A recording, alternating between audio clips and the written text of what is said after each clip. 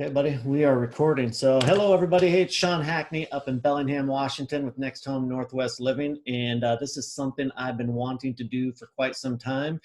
And like the rest of life, things get in the way, things get busy. And we have been blessed with a little embrace the pause moment with the coronavirus. And I reached out to somebody who is an inspiration to me. He doesn't know that, or maybe he does. Somebody who shares a very similar story to mine, and you guys over probably the past couple of years, if you've been following me on Facebook or whatever, you've seen me repost his story. But I am happy to welcome Mr. Alex Ruiz from Temecula, California, here to, as he just said, to my show, apparently. So, Alex, welcome. Thank you. Thank you. So, tell us a little bit. You're in Temecula right now. You said it's raining down there, and I've got the sunshine. Yeah, it does not look like Temecula right now. It does not look like Southern California. Not enjoying it. Waiting for summer to hit so I can get my tan on. That is something I don't have to worry about. Right. So, again, those people that know your story know a little bit about it, and there's probably some people on here who don't. And then kind of my thought was to kind of share how our stories kind of ended up blending, how we ended up here today. And just so you guys all know, one of the reasons I wanted to post this today, and I know we had some technical difficulties and we're posting this a little bit later, is because it is Good Friday. We're going into Easter weekend. We're obviously in very, very unique and historic times right now with the coronavirus. A lot of people's worlds are spinning, and I think it was time for a little dose of the goodness. So people might be wondering, Alex, tell us a little bit about like where you are, your age, where you're at, what you're doing right now, and then I'll kind of dive into maybe get your story rolling. Yeah, so I'm currently 19 years old. I'm going to college right now. I'm in my freshman year. I'm at a junior college right now, and I got what's called a deferred acceptance to USC. So they practically just said, go somewhere else for a year and get a certain GPA. And if I get the GPA that I need, then I have guaranteed admission for this upcoming fall. So right now, no more school at school, but I'm online trying to keep it all under control, keep my procrastination to a minimum. And try to get it done so I can work for the opportunity that I've been blessed with to go to one of the best universities in the country. That's cool. We'll talk about universities maybe a little bit later, since I found out a little bit about you. Yeah. This interview might not have been happening. I'm just kidding. So 19 years old, I want to take you back to, and have you take us back to going into your senior year in high school, which would have been what, 2017? So that was my junior year. Junior year, sorry, yeah. Junior year, 2017. Heading into it, you're playing football, you're starting quarterback, you have college aspirations to play college ball. Take me into the kind of that season, beginning of the season, and maybe the that first Friday night of October. Yeah, so it was my junior year. It was kind of an up and down kind of year going into the summer. We had a kid transfer in from Marietta Valley. And I kind of thought I had the position unlocked because, I mean, I've been going there for the past 2 years. I started my sophomore year, but we had some coaching changes. We had a new quarterback coach come in, and we battled throughout the summer. It was a good competition. I love some competition, never shy away from it. And he ended up getting the start the first couple of games. And that was kind of – it shook my world a little bit, to be honest. I was like, I've started. I played a lot my freshman year. I thought this was going to be my year. I'm obviously not physically gifted, as you should say. I'm not 6'3". I'm not your typical quarterback. But, I mean, my game was just based off my mindset and studying the game and falling in love with the game truly to make sure that I can grasp it and put myself in the best position to succeed along with my team. All I care about is winning. That's all I ever wanted to do. So they gave me the opportunity because I've always played linebacker, but they never let me play linebacker on varsity because they didn't want me to get hurt playing on the other side of the ball because I needed to go back and play quarterback. So I ended up winning the starting job going into the third game. Kid got hurt in the first quarter. We were kind of playing like half and half, so he got the first half, I got the second half, the first 2 games, and then he went down the first half of the third game. And I came in, had a really good game, and the quarterback coach came up to me, and I remember it so vividly. After the game, he came up, we won the game, and he was like, "You're gonna be starting." And I look at him, I dead serious, like not even not even fabricating the situation, but I looked at him and I know. And I knew right then and there, I was like, if this doesn't prove it to you, then I don't know what will. And so from there, it was just like up. I didn't really care where I went to college. I just wanted to get something paid for. My parents put me through almost 6 years of private school education. So they were fitting that bill. And my thing to them was, you pay for high school, I'll pay for college. Like, I don't really care where I go. I just wanted to play football. So, I mean, I wasn't getting any D1 offers or anything like that, but I had a few D2, D3 schools looking at me, and I just wanted to continue playing and get that opportunity. And then the first night of October, it was the first quarter, game just started. We're driving down the field, and I decided to keep one play, a read option, and I ended up getting hit and getting twisted under a pile. And I remember flipping over on my back after the play ended, and I heard a snap as I was going down. And I was like, oh, I just broke my leg or like tore my ACL or something like that. I mean, the pain hadn't set in yet, but I heard a pop and I was like, crap. So I flipped over and I looked at my leg, and it was practically just facing like this. And I remember that all the adrenaline left my body and the pain set in right then and there. And, you get those dreams that like you wake up from and you're like, oh, that would be really bad if it happened in real life. And I never faced any traumatic injuries. Like, I think the worst that I had was like a concussion my sophomore year that set me back like a week, but really wasn't that bad. And I remember just thinking, there's no way this is real. Like, this is a dream. And I was so set on it. And my coach came up to me my coach ran on the field and like just put my head down and like covered my eyes. And I just kept telling him, like, this is a dream. Like, don't worry. Like, I'm going to wake up. I'm going to wake up. And eventually I never woke up. And I remember just sitting there. Funny story. So I was wearing a visor, right?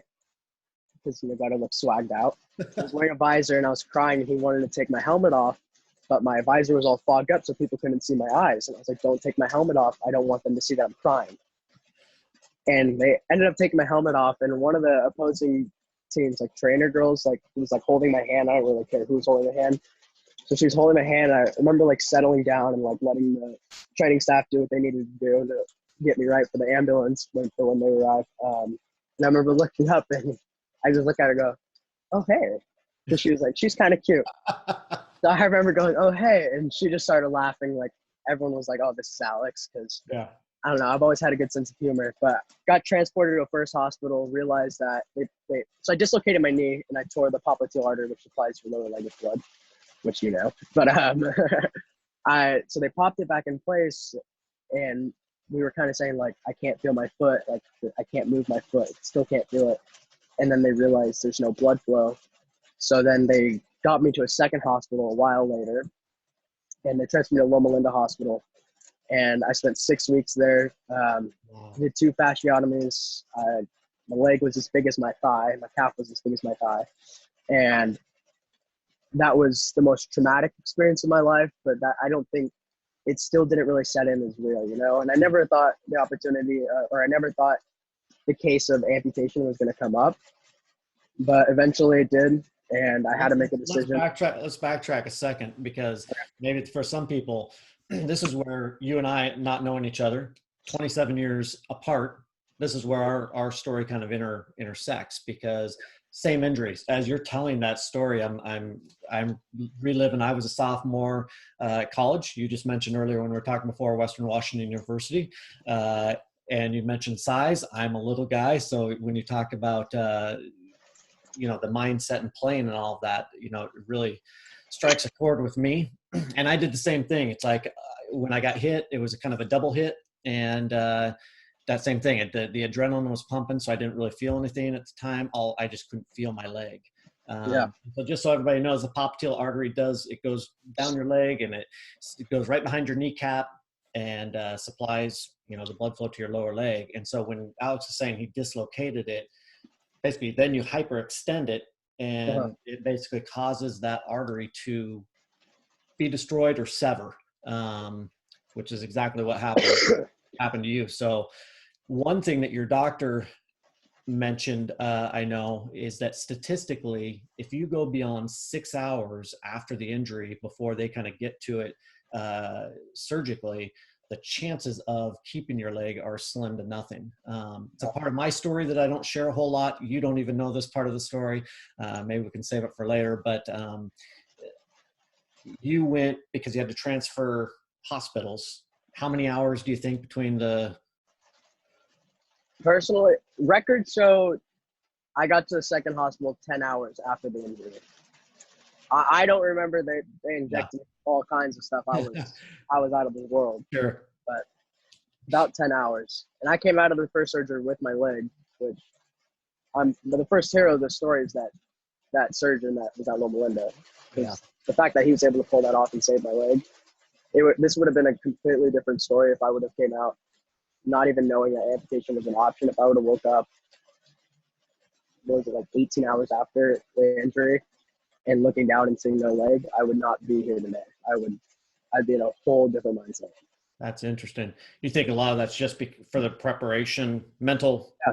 That was a big part of it. If I had the time to really make the decision myself and kind of come to terms with it, and I think if I didn't have that time to come to terms with it, I wouldn't have the mindset that I have today, and I wouldn't be in the right place. Yeah. So let's backtrack on the time frame chronologically a bit, because some things, our story gets very, very, and that's another reason I wanted to do it this weekend, because no matter what anybody believes in, the universe operates in very special and unique ways. Yours happened at the beginning of October. My initial injury was 27 years ago. Been doing all right since. Obviously there's residual stuff for the rest of your life, right? 3 weeks later, let's throw in another little something else that happened. Mm-hmm. Tell us a little bit about, do you know where I'm leading with this? Yeah. So let me ask you a question. What number do you wear? I wear number 9. Why do you wear number 9? So I fell in love with number 9 young in my life, just because I grew up watching Drew Brees, kind of him when he was when he came to New Orleans, and seeing him overcome his injury that nobody thought he would have overcome. I started watching them. I was around like 7, I think, 7 or 8. Yeah. And I kind of just started following him, and I grew this fantasy to be him more than I would have ever imagined, because, I mean, he's not the tallest guy in the bunch either. Yeah. And just kind of the way he prepares and his mindset going through games. I'd sit on YouTube and watch highlights of him, watch his footwork, his throwing motion, the way he stands on his tippy toes in the pocket to make sure he can see his receivers. And I just try to emulate my game just as much as him. So then 3 weeks after your injury, Drew Brees and the New Orleans Saints are playing the Chicago Bears. Yeah. Let me ask you a question, because I don't know the answer to this. Did you happen to be watching that game? So it was one of the few games that was on hospital TV, and I was so ecstatic because I was like, oh, I get to watch the Saints game. And my mom's like, do you really want to watch football right now? I'm like, yeah, why not? Wow. So you were watching the game. I didn't see the play though. Okay. So I watched a little bit of the game, but then of course like physical therapy and occupational therapy comes in my room every day, and we have to go outside and do stuff. So I didn't see the play that Zach got hurt on, but my brother texted me after the game and he was like, yo, did you see that play that happened in the Saints game today? And I was like, no, why? And he's like, the Bears tight end, I think, had the same thing as you. And they didn't know initially, because like reports hadn't come out yet of what the injury exactly was, but he sent me the video, which I'm like, why would you send that to me? But no kidding. Sent me the video, and I remember looking at it on my phone in the hospital, and as soon as I saw his leg snap back, I was like, oh, yep, that looks exactly like what happened to me. So, yeah, I didn't see the play, but I saw it after. So pretty incredible that, 3 weeks later, same injury that, you and I have, at least I had not in all this time, had not heard of too many people ever experience. And it's not the most common of injuries with your artery basically severing. So let me add another layer into this, just because of the universe all working together. It was that same weekend I was I was in Hawaii, preparing for an Ironman triathlon, and went for an 18-mile run. And it was just this magical run. And I got back, my wife was asking, how'd it go? And I said, great. And then she wants to go to the beach. I was like, give me 30 minutes to get some food in me. And within 30 minutes, I couldn't walk across the room. this is 27, I guess 20, whatever number of years it was at the point. But but same month as you, same weekend as Zach. I end up flying home, not knowing what's going on, and they did an artery graft in my leg to save my leg. And apparently it had started to fail and I had a blood clot in my leg. So at the same time, we were all in the hospital together. I was in ICU and 3 back-to-back surgeries in consecutive days to save my leg once again. And then I heard about Zach's. You and I didn't know anything about you or anything like that. And then through the grace of social media, I was panicked and I was like, I don't care. I'm going to reach out to this Zach Miller and see who the heck his surgeons are, and I'll fly. I don't care. I want, we need to save this. You fly to Dallas. Yeah. And so then you actually reached out to me through Instagram, so which was pretty cool. Yeah. So let's I know we're kind of going on a little bit on the injury side of thing. And that night, what really stood out? A couple things, maybe. What stood out from that time frame, that 6 weeks in the hospital, and you talked about that process of preparing mentally between waking up with your leg and then you had to make a decision. Mm-hmm. So I kind of made the decision relatively quick because I'm a very impatient person. Mm-hmm. It was the 4th week in the hospital. The surgeon came in and was like, "Hey, we need you to seriously consider amputation soon." I was like, "Huh?" And I was in shell shock. My mom went out of the room, and I had an Xbox in my room. I had this set up in the hospital. I had an Xbox TV. I was just sitting there playing video games. And he came in, and I'm not really like an emotional person, so he just kind of said what he said and just walked out. And then my mom was in shock. She walked out of the room, and she started crying. And I remember just getting back on Xbox trying to block it out. And I remember just not even wanting to think about it right now. And I was like, this can't be happening. This isn't real. And I got back on Xbox, and within a couple minutes, I just started crying. And I was like, why am I crying right now? This isn't going to happen. And I told my friends, I got to go. And I just remember sitting there in so much anger and really just a lot of regret and anger. Those were 2 biggest struggles through it all. Was just anger at the universe, anger at God, at everything. Just everything that was going on. I'm like, why is this happening now? I'm 16 years old. I am a high school student. I just go out and hang out with my friends and have fun and do young, dumb, stupid things that 16-year-olds do. So I remember my friends were coming over the next day, and I had to tell them. And I kind of was just like, whatever, this has to happen. I'm going to do it. And I remember my mom was like, maybe your friends shouldn't come. Because they came down twice a week just to kind of give me some sense of a normal life, and hanging out with them and just messing around in the hospital room. And I remember they showed up, and I took my best friend Cooper out outside first, and I kind of told him. Mm-hmm. And I don't really know what I was expecting his reaction to be, but he was just like, damn, that sucks. And I was like, yeah. I was like, there was really no sense of because what do you expect him to say? Yeah. I just had to tell somebody, and then I went in and I told all my friends. We had this back patio of my hospital room, and we all went and hung out there, and I just kind of told them. And it was kind of a weird moment for 16, 17-year-olds to be in, because nobody had anything to say. We just kind of sat there and we all cried together. We were all losing a piece of ourselves, Yeah. So that's how I just kind of came to the decision. I was like, whatever, this is going to happen. There's nothing I can really do about it. Man, that's tough. I mean, I remember I signed the papers giving them permission to amputate, and in between, the first and second surgeries to save my leg, I remember being rolled into the second surgery, and we thought for sure it was going to be that amputation. And I agree. I mean, had you just woken up, well, but back then it's okay, Mom, she's crying. I'm like, Mom, I'm your same son with or without my leg. To think back then, think about that now. I'm like, oh my gosh, how was I so strong during that time? So, you doing that is just incredible. What about the times, we talked a little bit right before about this, but what about the times kind of following after you made the decision, you had the operation, it was just lower leg portion of your lower, you were able to keep your below the knee. Yeah. And that was important to you, if I remember correctly. Yeah, if it was above me, I definitely would have taken a lot longer to think about it, just because that's a whole different story. That's a whole nother trial. But I remember waking up from the amputation and looking down and going like, oh, it's actually gone.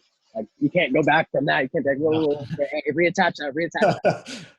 Um, and then I remember just coming home and just kind of laying in bed.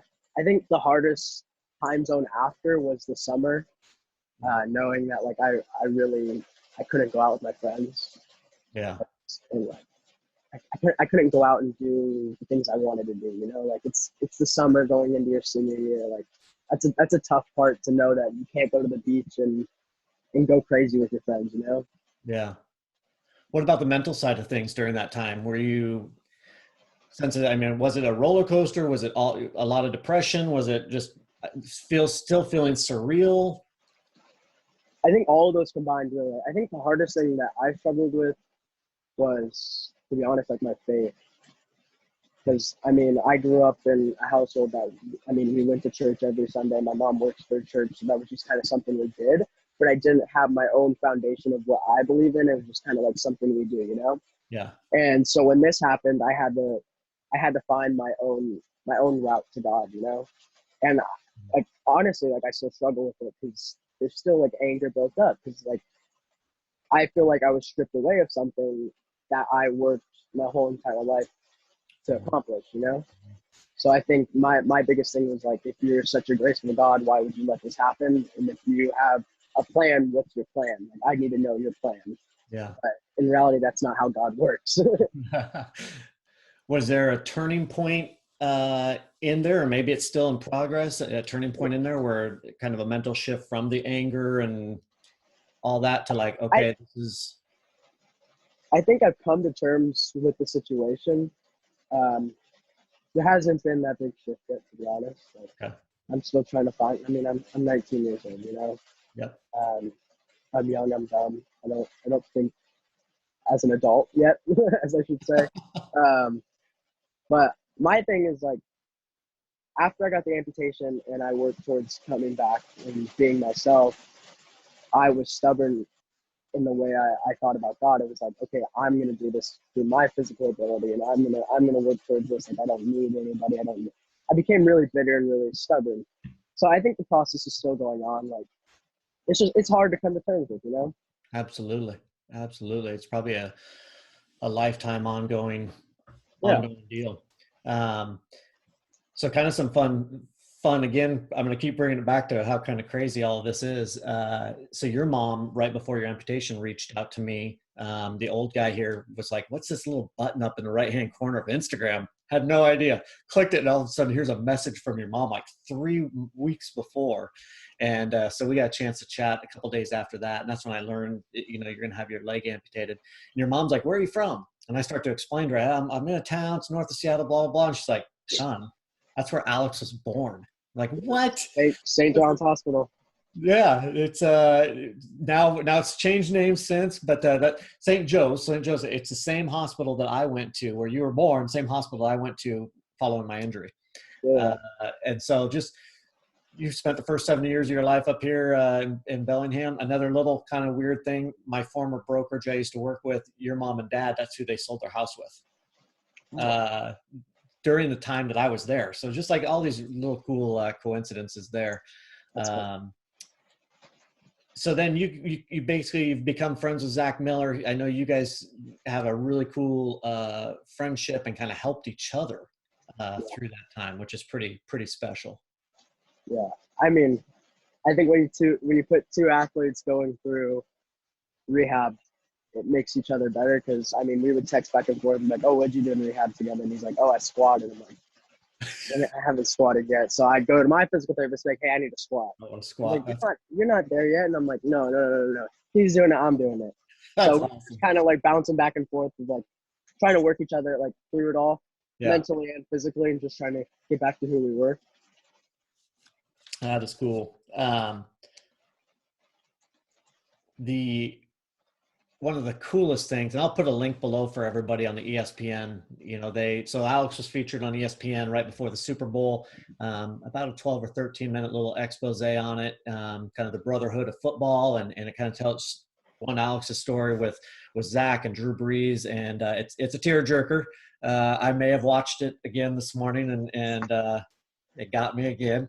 But the one really cool thing happened. So let me backtrack. A year later, 2018. Am I right on my date? Yeah, 2018. Your senior night for football. I'm on the couch on a Friday night. It's me and my wife. I'm scrolling through Facebook. I see your mom's Facebook Live, and I'm like, it's kind of. I literally out loud said, "That's kind of weird. Why is Mrs. Ruiz like doing a Facebook Live?" And all of a sudden, they announced your name, and I may have swore. It's like, holy crap. Oh, Alex is in the game, and it was the first play. I think he did a handoff, and then the next play, you tell the story, because I erupted out of my chair. yeah. So I mean, leading up, that week was a crazy week because I just got cleared from my. It wasn't so I didn't have anything to do with my amputation. That was all good to go. It was my knee because I had ACL surgery only a couple months back. So I mean, I was still working through ACL surgery and kind of trying to get that knee healthy. But I knew time zone that I would be able to catch the senior night game if I pushed myself. So I got cleared that week from my ACL surgeon, and I didn't really tell him it was going to be a real snap. I just kind of told him, hey, like, I'm going to go in the game for a couple plays, and he was just kind of thinking like a handoff or like just like a throw to like a screen, and then everybody claps and like whatever, I'm off the field, I'm safe. So I didn't really tell him that it was going to be a real like in-game play. And I remember battling with my head coach because I mean he went through it just as much as I did. He kind of felt a lot of the responsibility of like my injury was kind of on him because it was on his watch. So, and I mean, he's always been somebody to push me and want to see me succeed. But when I told him I wanted a real play, he almost fell out of his seat because he was like, I'm not doing that. Like, I'm not going to put you in that position where you can get hurt even more. And I looked at him and was like, this is my decision. Like, if I wanted, like, if I'm willing to put myself in that situation, I want you to have the faith in me to know that that's what I want and that's what I think I'm capable of. Yeah.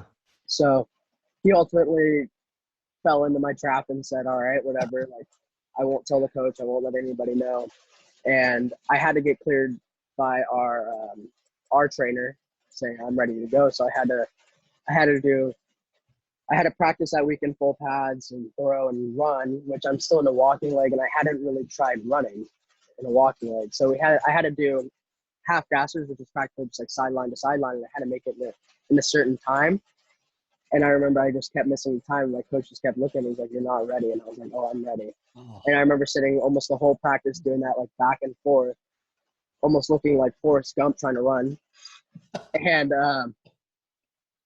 ultimately, they cleared me and let me go. And obviously, like you said, first play was a handoff, just to kind of get me settled in and kind of get the emotions out of the way and let me lock in.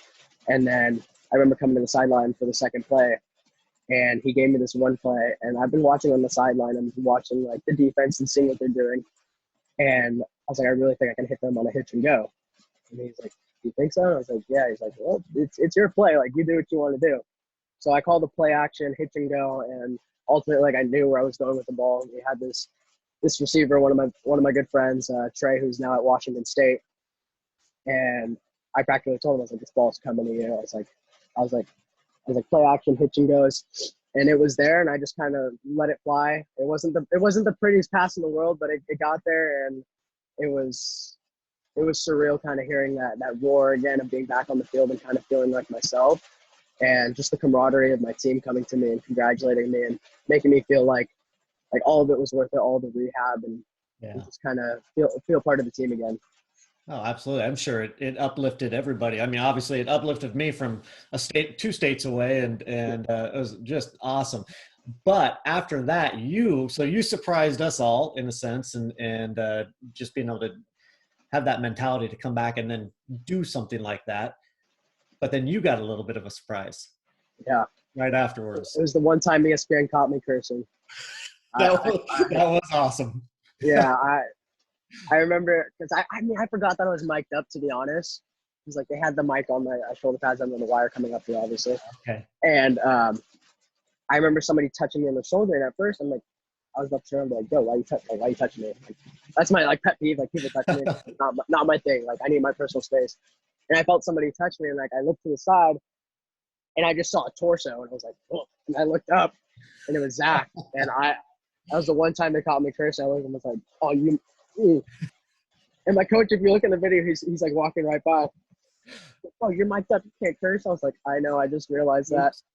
But yeah, he came, surprised me, and that was a big step right there. Just kind of like you flew all the way out from Chicago to come see that one play, and then hop back on a flight that night and go back.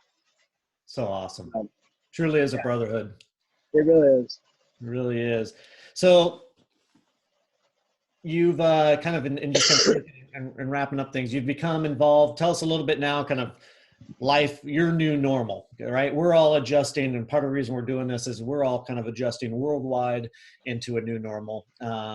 You're adjusting into yours still. And so what types of things, I know you've become involved with Challenge Athletes Foundation, which is has a soft spot in my heart. And what are some of the other things? What are you doing with them? What are some of the other things that you're doing right now?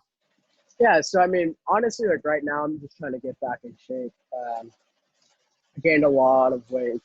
I'm sure you could tell from if you look back on the ESPN video when I was playing, I was in pretty good shape. And then you fast forward to when I came back in the game, it looked like you could bowl me down the field.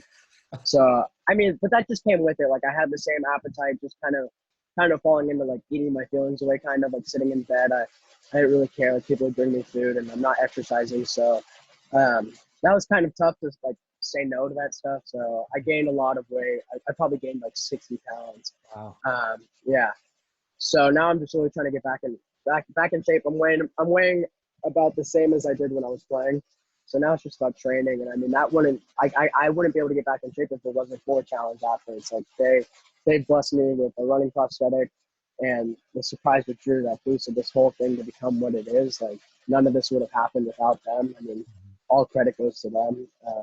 They kind of put me in this family that makes you feel comfortable about yourself. I mean, I never knew any amputees before this, so that was kind of like a shell shock of like being an outlier in the world, and then kind of seeing like meeting new people, meeting your amputees, and seeing what they can do, kind of pushed me to like, oh, if they can still lift. So I mean, I'm just trying to get back in the gym. And I mean, this whole coronavirus, like all the gyms are shut down, that's tough. But thank God that my parents have a weight room in the garage that I've been able to get back and just kind of stay on track with what I want to accomplish. Good deal. What about now? You've done a little bit of speaking and everything. Are you pursuing that a little bit more? Or? Yeah, I mean, I speak for Challenge Athletes. If they ask me to like go somewhere and speak on their behalf and just kind of give my story and kind of how Challenge Athletes has affected my life. So I go speak for them sometimes, and then there's a group down here in Temecula to go speak for sometimes. But yeah, I mean, that obviously like could be a route for me. I mean, right now I'm just trying to focus on college and get through college and get a degree. Hopefully go into broadcasting and digital journalism, so like sports journalism, sports broadcasting. So try to get into that and just kind of put myself in the right position to where still be around sports, be around the things that I love, and make a living doing it. I think that's the best thing in the world. Sit on a panel and talk about sports all day. I mean, how much better could it get? No kidding. Just for everybody out there, if you guys are watching this, CAF Challenge Athletes Foundation, I think, and you might know exactly, I think, is it one athletic prosthetic leg is about $15,000? Somewhere around there, yeah. Something like that. So fantastic organization. I had the opportunity to tour the facility just outside of San Diego, or in San Diego. Actually, it was a year ago, last year, when I was down racing a half Ironman down there. Just awesome things. Another kind of a friend of a friend. Have you had a chance to meet Carlos Melita yet? Oh, I'm so bad with names. It's all right. I may have. I'm sorry if he's watching this. No, I think he's just kind of over there. He's been involved. He is a former Navy SEAL and paralyzed from the waist down. He's a multi-time Ironman world champion in Kona, Hawaii, and I know he's just gotten involved with them. So it's one heck of a cool family, and so I'm glad you're involved there and everything. So, hey, I appreciate your time. Kind of leaving, what would you? Again, I know you kind of joked, "Hey, I'm still a kid. I'm not doing this adult thing yet, and 19 years old." But here's what I'll tell you: is you've already lived several lifetimes, and it's the making of it's the making of the man, right? A person's true identity, I think, shines through the tough times. And worldwide, we're obviously in some tough times, and we don't know what this is going to look like moving forward. We're going to have a new norm. What would you leave us with? Any type of encouraging words? I mean, for me, like you just mentioned, I'm grateful in a sense that this happened when I was young, because it made me grow up a lot faster than I anticipated, and made me mature. And I feel like I've made a lot of real life decisions at a young age.